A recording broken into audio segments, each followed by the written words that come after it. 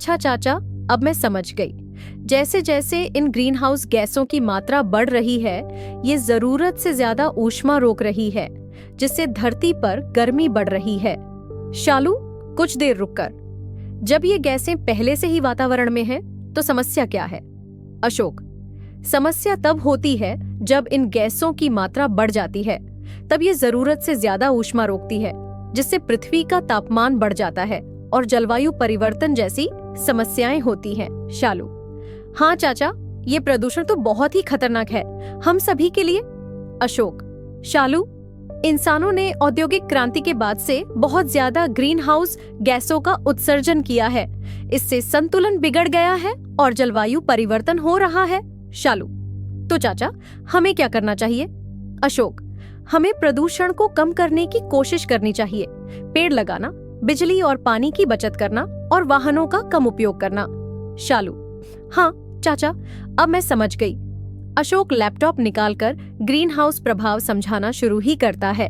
तभी शालू की दोस्त अनामिका वहां आ जाती है। अनामिका तेजी से कमरे में आती हुई, शालू, शालू, तुम क्या कर रही हो? चलो खेलने चले, आज तो तुम बाहर आई ही नहीं। शालू अनामिका का हाथ पकड़ते हुए, आज नहीं खेलेंगे, चाचा ग्रीन हाउस के बारे में जानकारी देने वाले हैं। अनामिका शालू के पास बैठते हुए, अरे वाह, ग्रीन हाउस के बारे में मैंने भी सुना है, मुझे भी समझना है। अशोक, यह तो बहुत अच्छी बात है अनामिका, क्या तुमने ग्रीन हाउस की प्रक्रिया समझी है?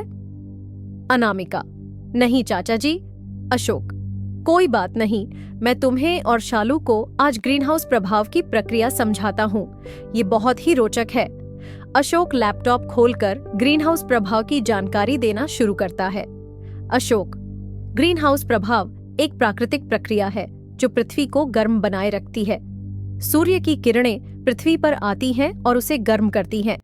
ग्रीन हाउस गैसें जैसे कार्बन डाइऑक्साइड, मीथेन और नाइट्रस ऑक्साइड इस गर्मी को बाहर रोकती हैं। शालू और अनामिका ध्यान से सुनते हुए, अच्छा चाचा, तो इसी कारण धरती गर्म होती जा रही है।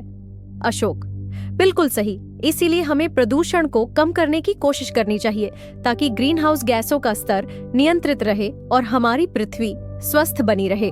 शालू और अनामिका, हम समझ गए चाचा, अब हम भी दूसरों को इसके बारे में बताएंगे और प्रदूषण कम करने में मदद करेंगे।